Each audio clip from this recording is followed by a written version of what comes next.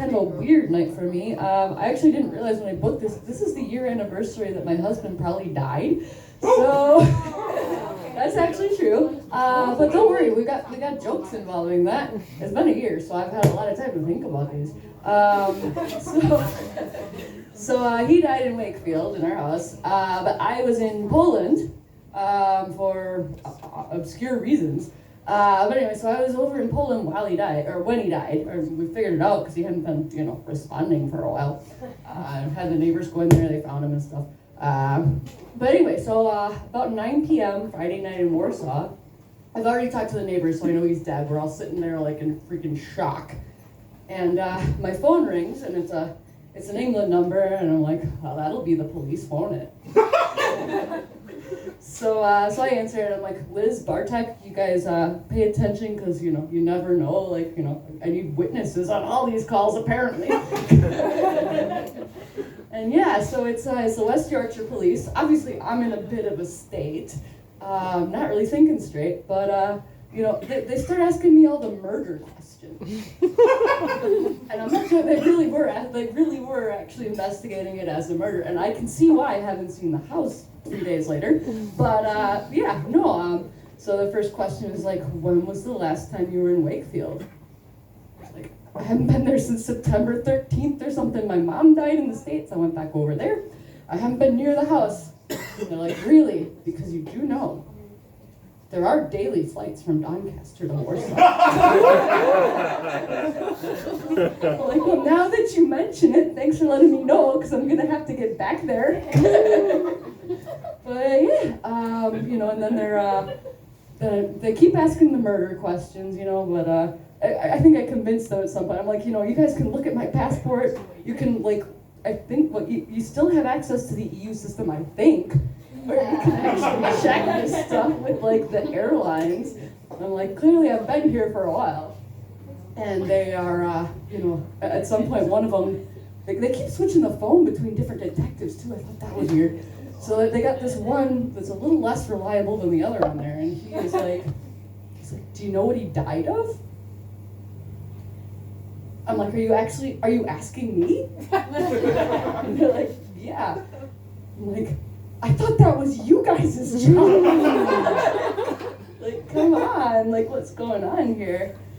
But yeah, so that was a bit depressing. Sorry for that diversion, but it's been on my mind for obvious reasons. But yeah, I've been adapting to life on my own here in England for the last year, and it's been quite interesting.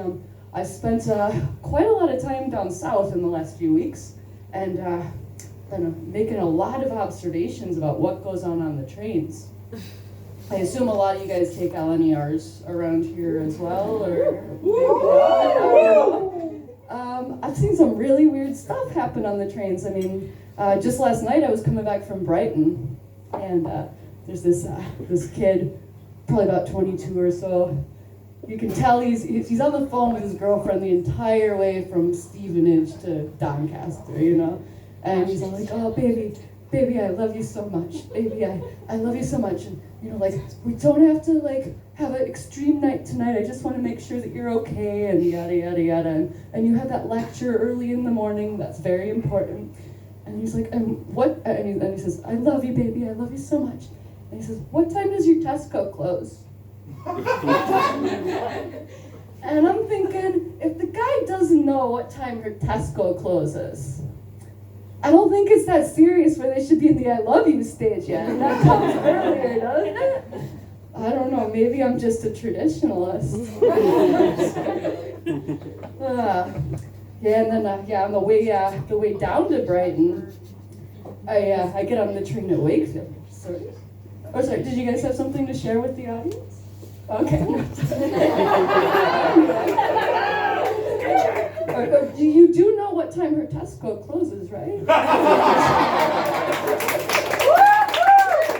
just want to make sure. I mean, you look like you're in a committed relationship, but we really don't know until the Tesco question. Please tell us what time does her Tesco close? I don't know. You don't know, okay. But you're not at the I love you stage yet. Yeah, we're not gonna. Okay, well, that's good. So on the way down to Brighton, I get on the train at Westgate, and I've got a seat reservation and everything. This is right after all those strikes, so I'm pretty sure seat reservations mean nothing. But I did see this woman that looked just like Suella Braverman in my seat, and that kind of hit a nerve. So I made sure that I was sitting somewhere where I could observe her the entire time. Just giving her the side eye. And I was like, because I'm apparently non-confrontational like many British people are. Not that I'm British, but I sort of feel like I've absorbed that. But then I'm starting to think, I've lived in a lot of countries. I'm American, obviously. I've lived in Romania, Germany, Poland, a bunch of places. I'm thinking, so if this were a Romanian train, first of all, we wouldn't have seat reservations because I don't think they exist. But if we did, you'd just be like, get out of my seat. This is in a very communist breadline, like this is my spot kind of thing, Like we've lived through the Ceausescu regime, you are getting out of my seat. Otherwise I might, assassinate you on Christmas Day. And then I'm thinking, well, geez, but, and if this was Chicago, no way in heck am I confronting them, I'd probably get knifed. But anyway, so Suella never got out of my seat, but at least that train had plenty of empty seats. It got a little weird after Peterborough because some Thameslink apparently hit a station that no one knew existed, but it somehow screwed up the entire East Coast main line. This is why we need HS2 people, come on.